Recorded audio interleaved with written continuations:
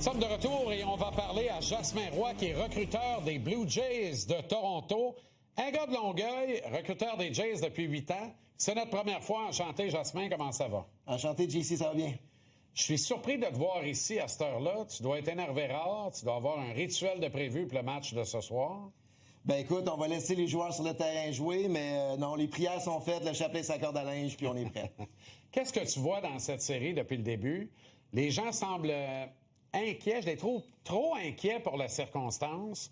On perdait 2-0 dans la série précédente contre une autre bébite, c'est vrai. Bébite peut-être en apparence moins dangereuse.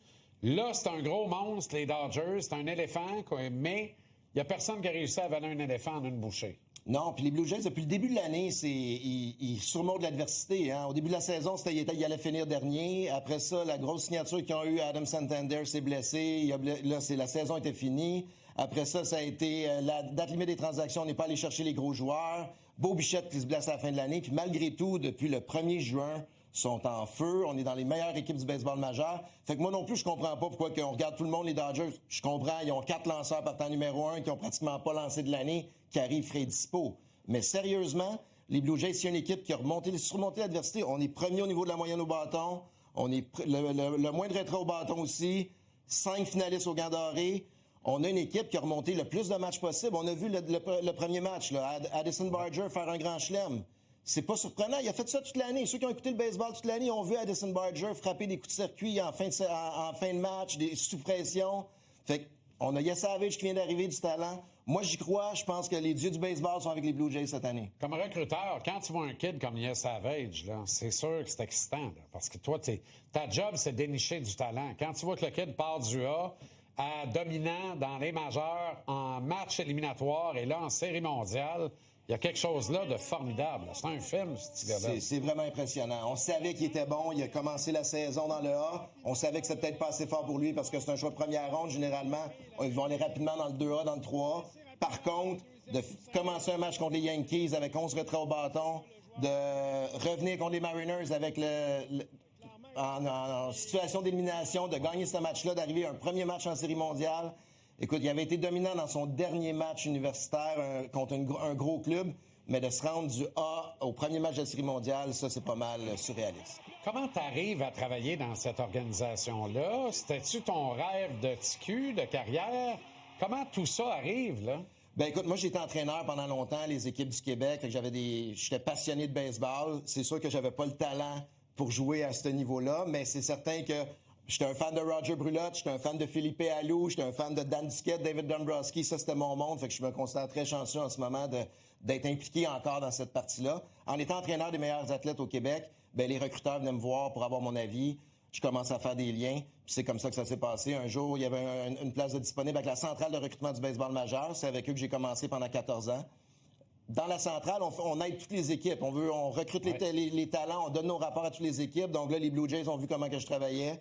Et ça a bien donné. Il y a 8 ans, il y avait une ouverture avec eux. Donc, c'est comme ça que ça s'est passé. Quel est ton mandat avec l'équipe? C'est le Québec, le Canada, surtout suivre là, les jeunes de 16 à 22 ans. Donc, je me promène pas mal, là, Floride, République dominicaine, au Canada, Québec aussi. Donc, suivre les meilleurs joueurs. L'impact d'une participation à série mondiale comme ça, c'est non négligeable, là, Jasmin. C'est sûr que ça va faire des petits. Ben, c'est énorme. Déjà, je l'ai vu l'an passé, on avait vraiment une fiche, on était en dernière position, je me présentais sur le terrain, c'était pas la même ambiance, il y avait moins de casquettes des Blue Jays, il y avait moins de jeunes qui jouaient. Là, on arrive au terrain, tout le monde a des casquettes des Blue Jays, le grand frère, la grande sœur jouent sur le terrain, le petit frère, la petite sœur se lance la balle en arrière. Donc, on voit là qu'on s'en va vers quelque chose qui peut être intéressant. Dans quelques années, j'ai l'impression qu'on va avoir l'impact de ça avec plus d'athlètes encore qui vont être Du côté des Dodgers, on voit le Shohei Ohtani et on le voit comme un phénomène vraiment unique. Bon, il y a des parallèles qui se font avec Babe Ruth, mais c'est une autre époque. Je pense que toute comparaison ne serait que boiteuse dans les circonstances. Est-ce qu'un gars comme Ohtani peut faire sa marque au point de changer le genre? Tu sais, comme toi qui es entraîneur là, de l'ABC du baseball, c'est ce que je comprends, là. Quand tu as un super talent là, qui arrive à 10-12 ans, là, est-ce que tu n'hésites pas à dire, ben tu vas lancer, mais tu vas aussi être frappeur, tu sais, tu vas aussi jouer les positions des matchs ailleurs que sur la butte, puis on verra où ça mène, ou si au contraire, on va tenter on n'en veut pas d'autres Ohtani. C'est pas qu'on n'en veut pas, mais on dit il y en a eu un Ohtani, il n'y en aura pas deux. Le prochain va passer dans 50 ans. Ben moi, c'est sûr que je vais toujours dire, fais les deux le plus longtemps possible. Parce qu'on sait pas, c'est déjà difficile. Donc, fais les deux, joue dans vos deux positions, développe-toi le plus possible. Mais c'est certain que Ohtani a changé la donne, même au niveau du baseball majeur actuellement. Là. Au niveau des joueurs repêchés, on en repêche de plus en plus des joueurs qui font les deux, puis qui continuent dans les mineurs en faisant autant être lanceur que le joueur de position. Donc, il a déjà changé la donne actuellement. Jasmin, merci infiniment. Bonne chance pour le reste de la Série mondiale, parce que je présume que si les Jays l'emportent, ce qui est une possibilité allant de forte à très forte, selon de quel côté on se campe, ça va te donner tout un party. Ah, ça va être le fun, on va en profiter, mais déjà là, c'est bien intéressant, puis un match à la fois. Très intéressant. Merci infiniment de ta visite. Merci.